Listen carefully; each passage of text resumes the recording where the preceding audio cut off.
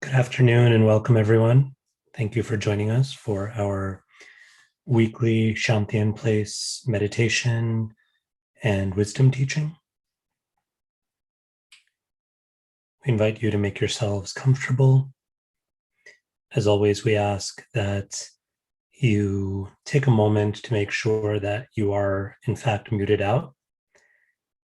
We want to minimize the distractions, and sometimes we don't realize, but we bring the noises and sounds of wherever we are with us into gatherings like this. So just taking a moment to double check that.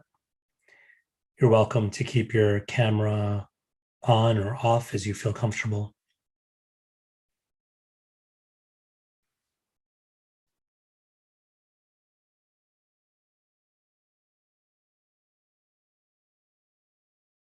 Inviting you now also to, if you haven't already done so, find that comfortable seat, that posture that allows you to be at ease, relaxed, comfortable, but also focused and alert, present to this wonderful moment. Such a beautiful day. Some of you may be joining us from outdoors or perhaps even inside, but you've cracked open a window or you're sitting maybe somewhere where you can catch a breeze. Whatever that environment looks like for you, for it to be pleasant, for it to be comfortable, and for it to allow you to be present. An invitation here to close the eyes or soften the gaze, whatever feels accessible or comfortable to you.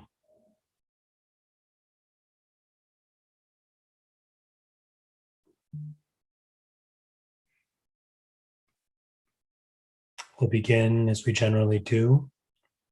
I will ring the bell, signaling the start of our meditation. And we'll begin our meditation and perhaps set an intention if we'd like to by taking 3 deep breaths together. Breathing in through the nose or softly between the lips, holding the breath perhaps for a few beats, feeling that dynamic tension, and then releasing, lengthening with the exhale. We'll do that 3 times.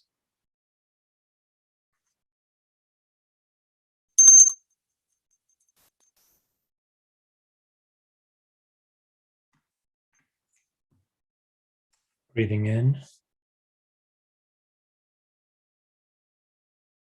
holding, and out.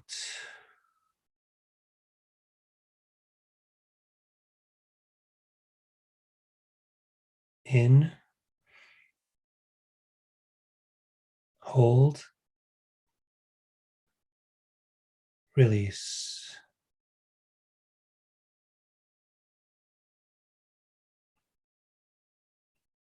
One final time. In, holding,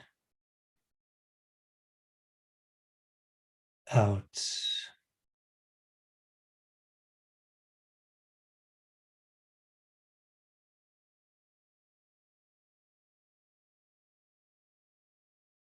Continuing to breathe with intention, with purpose.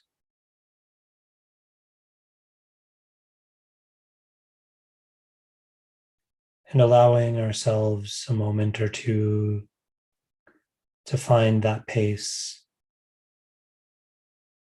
that steadiness and flow of the breath that feels natural to us.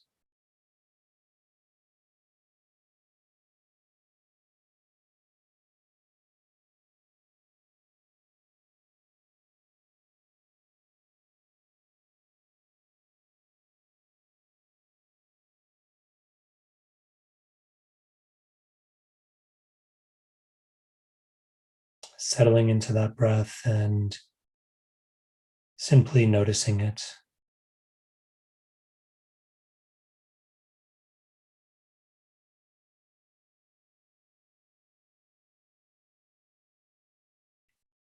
When we say noticing, it just means tuning our awareness, our focus, our observation towards the breath.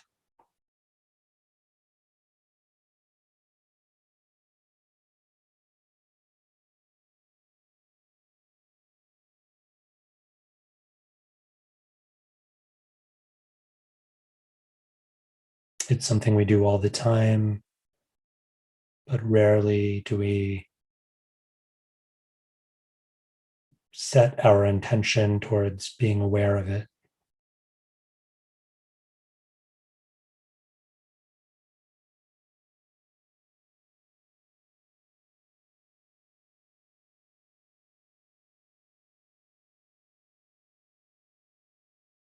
How wonderful simply to notice something that is there for us all the time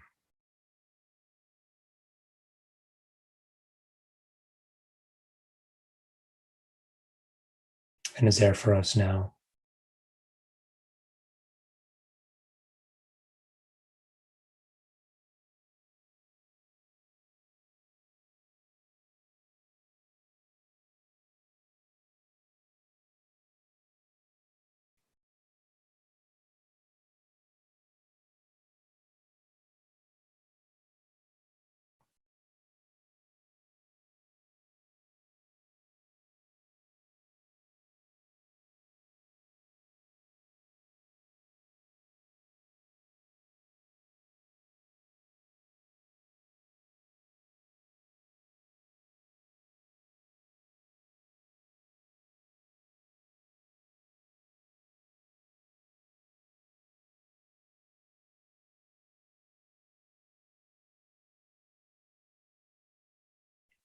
Bringing the mind, the thoughts back,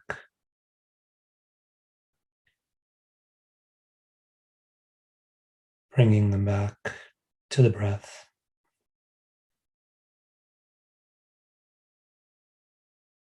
to the present.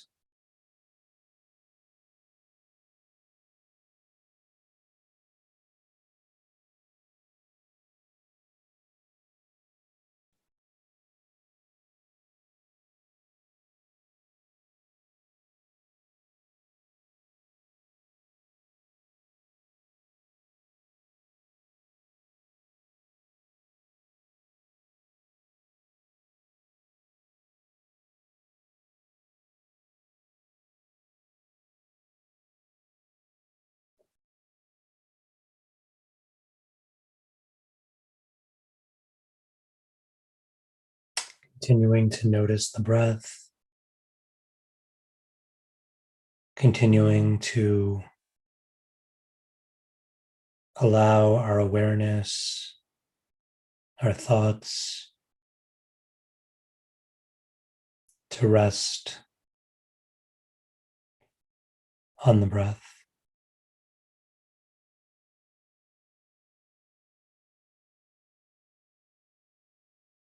We can continue to do that and stay here, or if we'd like to, we can start to expand our awareness, even as it rests on the breath,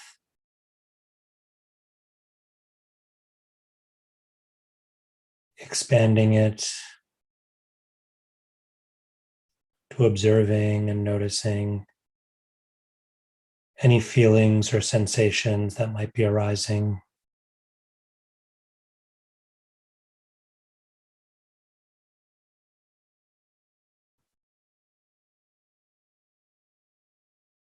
Taking stock or inventory of anything which may be appearing right now.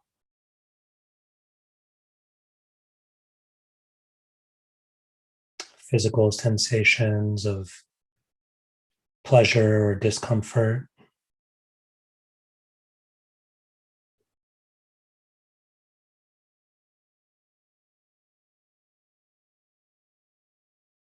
emotional feelings, feelings of excitement or concern, satisfaction or anxiety, fear or delight, whatever it may be.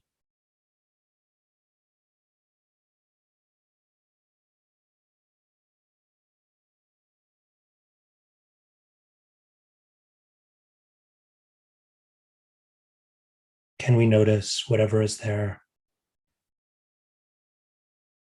allowing it to be whatever it is,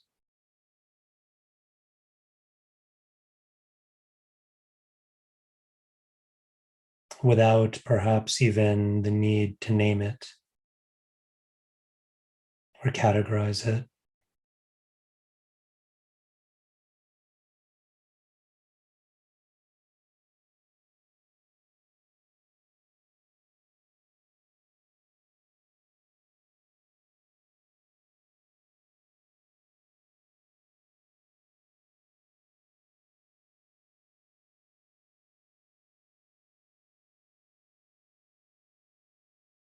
If we need to, returning to the breath to ground us,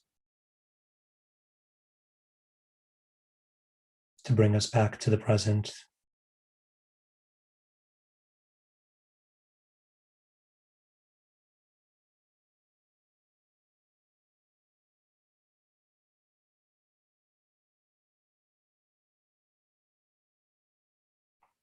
Can we simply observe, simply witness?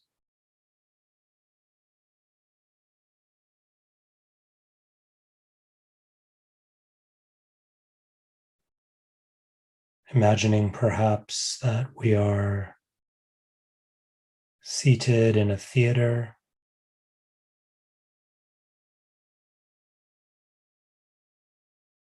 and on that stage or movie screen, we're watching whatever is presenting itself with curiosity.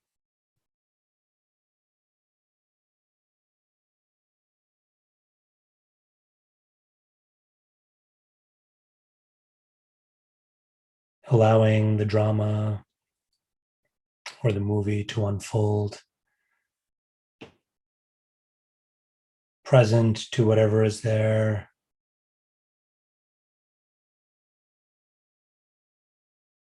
and yet curious,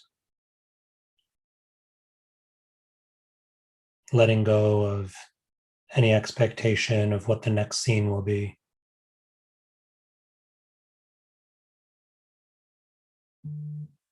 Or any desire to control the picture,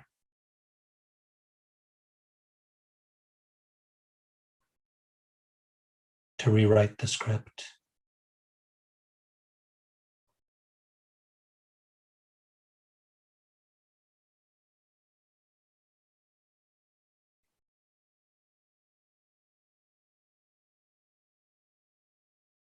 If we can, perhaps connecting to that beautiful capacity to trust in whatever is unfolding, to trust in the vision of the director.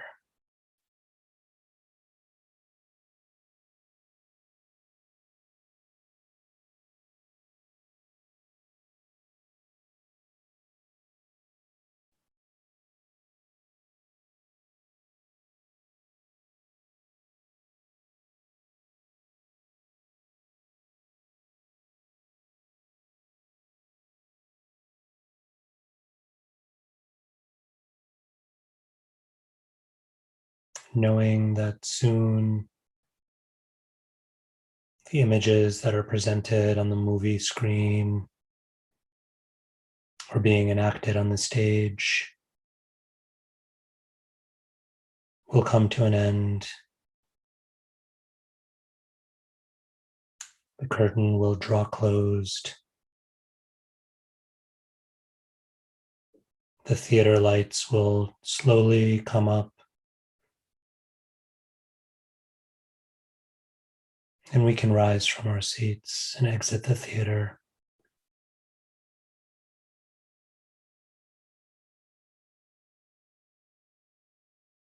Grateful for whatever presented itself, whatever we could observe and express our curiosity towards.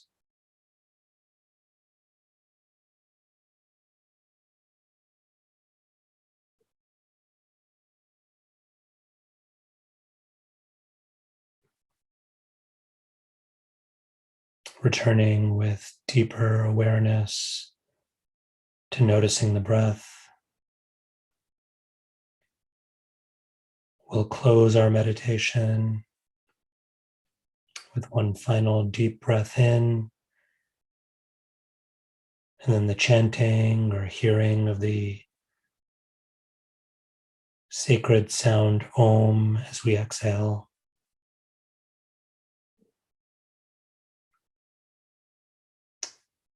Releasing ourselves from the experience and sealing the experience.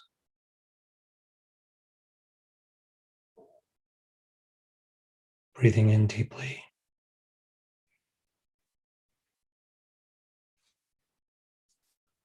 Om.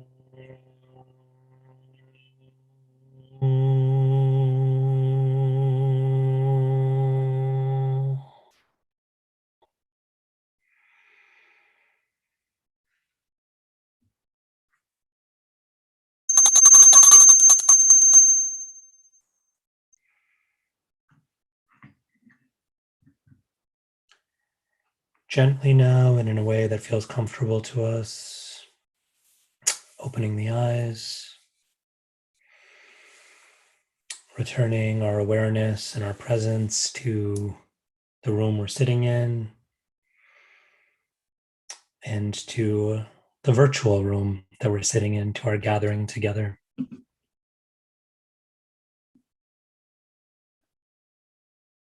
As always, thank you for sharing in this experience together.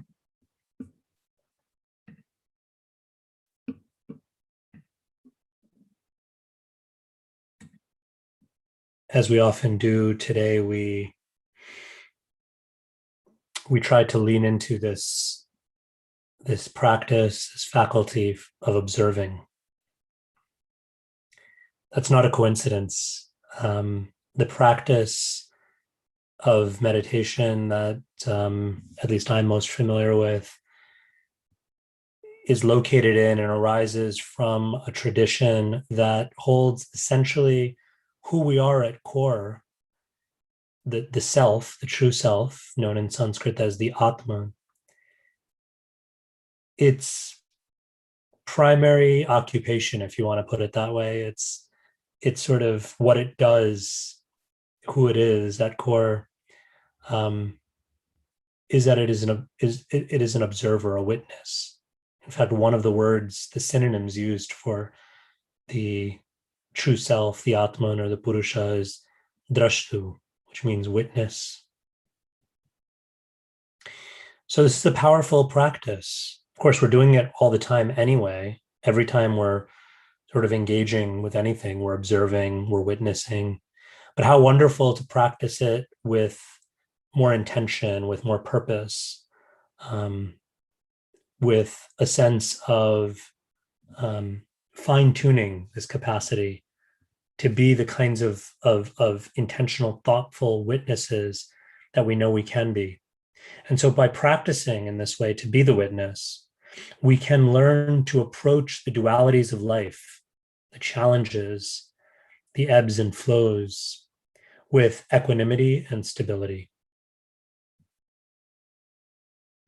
One of my favorite verses from the Bhagavad Gita, it's a verse I think some of us have looked at in the past, but it's always wonderful to come back to it time and time again, is one of Sri Krishna's first teachings, when he's first laying the foundation for Arjuna of what it means to be a yogi, what it means to have the vision of a yogi or a meditator or a spiritually conscious being. He describes this power of observing. Matrasparshastu konteya shitoshna sukha dukkada agama paino nityas tang statikshasva bharataha. O Arjuna, son of Kunti, duality is born of sense contact, like the coming and going of happiness and distress, sukha and dukkha, or like the winter and summer seasons, sitoshna. Know these to be impermanent. O descendant of Bharata, one must learn to endure them. So here Krishna invokes this powerful analogy or metaphor of the seasons. How just by observing the seasons, by learning to be observers and witnesses of the changing seasons, we can begin to practice this and cultivate this state of titikshasva, of forbearance, of being able to endure and remain stable. It's such a powerful image because it's something that we can all relate to. Right now, it's a beautiful, at least where I am. I know some folks may be joining us from different places, but here it's this lovely day that's just opening up, and this time of year is full of these days that open up with the possibilities of spring and even leading us towards summer, of these sunny days of blossoming flowers and green grass. And yet not too long ago, relatively speaking, there was snow on the ground. Even just a few days ago, actually, here, there was a hailstorm. So we observe the seasons, we observe the climate, and depending on our particular inclinations, depending on our preferences, depending on our state of mind and our mood, depending on all these factors, we draw certain conclusions from them. And perhaps even we allow them to sway us, to dictate for us what our experience is. I know for me, sometimes just by the sun being out, or there being, what I deem to be a pleasant breeze or a pleasant day, my mood lifts. And yet the rain comes and my mood gets very sour and I start to think very pessimistically. But of course, this is also very relative. My wife happens to love rainy days, and so a rainy day fills her with all of these feelings of positivity and of comfort, and it's just so endearing to her. So how can we learn the larger lesson here? Krishna invokes this analogy, like the winter and summer seasons, to suggest perhaps that we can start to appreciate that which is inevitable and that which is beyond our control, right? If ever there's something that's beyond our control, and we've seen time and time again, collectively and individually, what happens when we try to control that which is beyond our control, when we try to manipulate nature, it doesn't end well for us. But when we instead simply observe, simply notice, this is inevitable, this is beyond my control. No matter how much I may like the winter will pass. Sometimes small children just long for snow days, and then their hearts maybe sink when they start to see that snow is melting and there's no more snow to play in or to sled down or to give them days off from school. But no matter how much that child wants to hold on to those snowy, wintry days, winter will pass. No matter how much we want to hold on to the brightest, warmest, most beach conducive summer day, that too will pass. It's the inevitability that has a lesson for us. It's the inevitability that perhaps suggests to us and encourages us to let go a little bit, to practice that letting go, to recognize this is beyond my control. So why put energy into holding on? Why put energy into trying to manipulate, into going against the grain, into pushing and pushing and pushing, and then experiencing that frustration when it slips through my fingers, or um, when it goes in a direction that I don't want. If we can learn to do that with something um, as obviously beyond our control as the seasons, the shifting of the seasons, perhaps we can also learn to do that with the more subtle shifting um, dualities that show up in our life. If we can recognize they're just like these seasons. Today it looks like this, tomorrow it will look different. It is impermanent and it is cyclical. No one teaches us, no one needs to tell us to be happy with good fortune. No one needs to tell us or teach us to experience sadness or sorrow. They arise naturally. So we don't need to exhaust or extinguish them. We don't need to deny them, but we can recognize that they're impermanent and they're cyclical. That in fact, they're two sides of the same coin. All dualities exist like this. That where there is laughter, there will be tears. Where there's happiness, there will be sorrow. Where there's successes and gains, there will be losses and reversals. And we can't experience one without also accepting the experience of the other. And just that acceptance of the cyclical nature, the impermanent nature, it frees us of the need to try to manipulate, to try to control, and to recognize, as we've said, that they're subjective and they're relative. That in my very subjective mindset, I may think, this is the reality, this is terrible, this is wonderful. But to remind myself, that's my perspective born of the way that my particular mind-body complex is interpreting this experience. But that's all it is, an interpretation. I'm seeing the data and I'm calculating a certain outcome or a certain reaction to it. But that's going to look perhaps different than Suzanne's calculation or Surbi's calculation. And once I recognize that, how heavily can I hold on to that calculation? How seriously can I take it? And so I learned to endure. I learned to accept that which is beyond my control without expectation or attachment. I hopefully gain some perspective. And on another level, on perhaps a deeper level, I start to develop a steadiness that if I can see, if I can learn to observe in this way, then my core commitment, my commitment to service, my commitment to showing up as my best self, as my highest and truest self, that doesn't need to be shaken, whether it's a sunny day or a rainy day, whether it's the cold and chill of winter or the blazing fire-like heat of summer. I show up to what I am called to show up to. And ultimately, I show up to service. My service is not dependent on the external circumstances. We all experience this. What is a true friendship? What is that love that touches our heart, that goes beyond just the superficial platitudes? Is when rain or shine, in good times or in bad, whatever the duality, there's that constancy, there's that enduring consistency of love, of service. And so can we lean into that? Can we cultivate that? Can we start to manifest that kind of commitment, that kind of service, that kind of stability?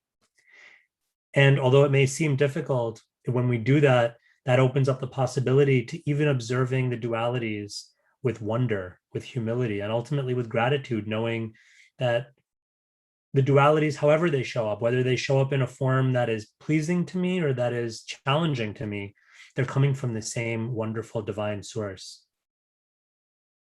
Whatever the face or the shape of the duality, whatever the situation before me, it is a gift. And it's a gift given in love. It's a gift given for my ultimate good, for my ultimate growth. So how can I but be grateful? In this way, let's practice being observers. observers of the external world, but also, and perhaps even especially, observers of our inner landscape. So when we sit in a meditation practice or a mindfulness practice, we retrain ourselves to be observers, to be witnesses, to connect to that faculty and develop that faculty to simply observe without judgment, without expectation, without the need to control or manipulate, but simply to notice and to observe. And by practicing to be the witness again, we can learn to approach the dualities of life with equanimity and stability.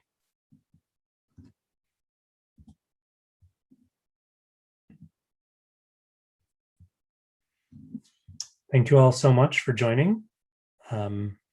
We will continue to hold these meditations and teachings for a little bit longer, and then we will go on a brief hiatus during the summer.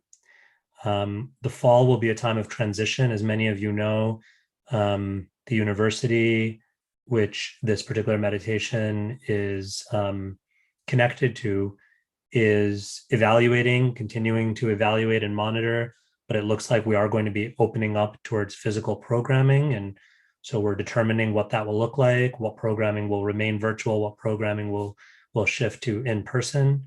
But we'll try our best to communicate clearly to you. And of course, we invite you to reach out with your feedback and suggestions as well.